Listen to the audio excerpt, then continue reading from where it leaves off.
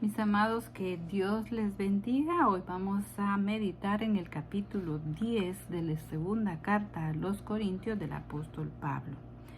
En el capítulo 10 el apóstol Pablo ya deja de hablar de la liberalidad y de la ayuda y él comienza a hablar acá más que todo a defender su apostolado, ¿verdad? Su ministerio, porque no hay peor cosa para un ministro o peor experiencia en la vida de un ministro que lo vean como una persona vil, que lo juzguen de una manera tan injusta, que le den señalamientos vanos acerca de sus acciones, que desacrediten su mensaje, que tergiversen la palabra predicada por él. Y el apóstol Pablo estaba viviendo una lucha contra su persona. Y lastimosamente no hay peor dolor, pienso yo, para un ministro que sus mismas ovejitas lo estén señalando de una manera tan terrible. Bueno, y no es algo nuevo, porque a nuestro Señor Jesucristo le pasó lo mismo, ¿verdad? Su mismo pueblo lo insultaba, le decía que él hacía todas las cosas por Belcebú, que era un hijo de fornicación. ¿Cuántas cosas le señalaban a nuestro Señor Jesucristo? Y quizás gente que había sido beneficiada por el Evangelio de Cristo. Y el apóstol Pablo vivía esta situación en Corinto, porque eso estaba sucediendo en Corinto. Esto era lo que realmente le pasaba al apóstol Pablo en la iglesia de Corintio.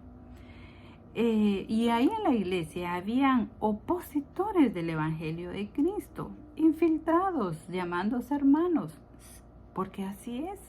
Se infiltran en la iglesia y estaban ahí dentro de la iglesia desacreditando el apostolado del apóstol Pablo. Y no solo su apostolado, su ministerio, la autoridad.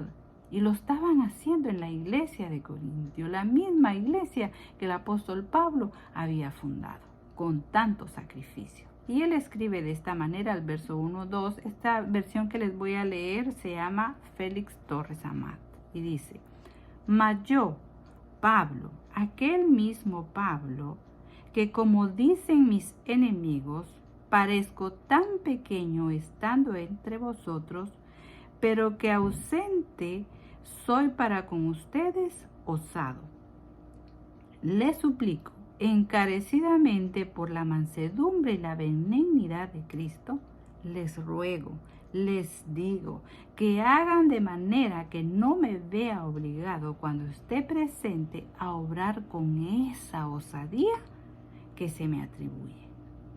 Con respecto a ciertos sujetos que se imaginan que actuamos según la carne, porque aunque vivimos en la carne, no luchamos según la carne.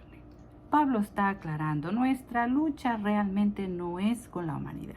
Nuestra lucha es realmente con el mundo espiritual. Y él lo dice en Efesios, el apóstol Pablo tenía bien claro que su lucha no era contra carne y sangre, sino contra principados y potestades, contra poderes de este mundo de tinieblas, contra huestes espirituales de maldad. Contra ese mundo espiritual era la lucha de Pablo, ¿verdad? Porque eran enemigos espirituales que seducían las mentes de aquellos hombres que vivían según la carne.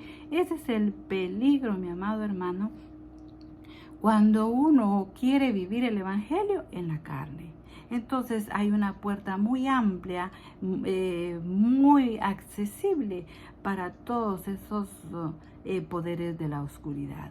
Y se infiltran y hacen daño a la iglesia y al ministro, sobre todo en este caso, a quien atacaban era el apóstol Pablo, ¿verdad? Porque recuérdense que estas cartas que el apóstol Pablo está escribiendo es para corregir todos esos errores que tenía la iglesia de Corinto, ¿verdad? Que estaba poniendo sus oídos y sus ojos en esos líderes que realmente estaban llenos de maldad.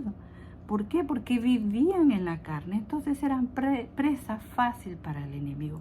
Qué cuidado tenemos que tener, mi amado hermano, en nuestra vida espiritual. Tenemos que llenarnos del Espíritu Santo para no permitir que esas huestes de maldad utilicen nuestras mentes para oponernos al Evangelio de Cristo.